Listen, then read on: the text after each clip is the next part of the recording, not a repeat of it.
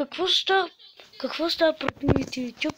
Аз се разхождах просто се разхождах на кретица съм, да. Нищо. Разхождах се, брат ми с мен.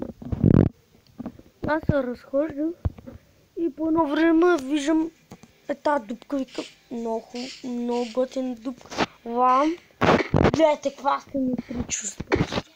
Тук не знам, що е така, но вижте каква готина симетричност. Това е много хубаво нещо. Не знам как се образувал, но се го пратя веднага в YouTube да покажа какво е готино. Просто вижте. Брат ми ходи, защото го съди. Вижте, просто уникално. Ще и да коля една кокошка. Ей така. Дирих кокошка. Не. И видях тази дупка.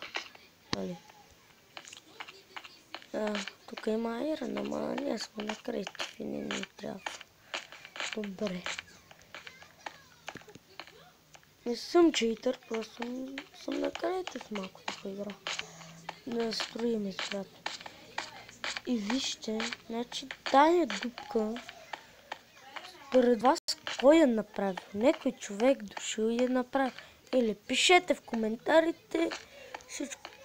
Пишете в коментарите, абонирайте се, лайкнете видеото, всичко така. Знаете, ако ви харесва. Така. Много симетрично. Реших да го снимам.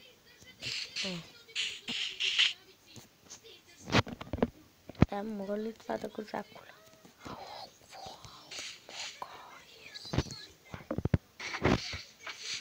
Засколим крава. Мукни.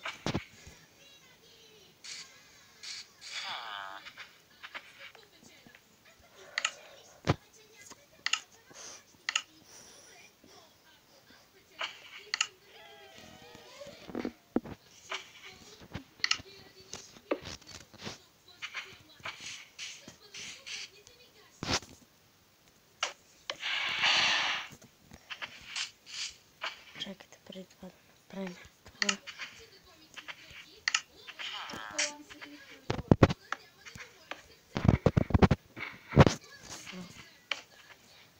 То чакайте, чао.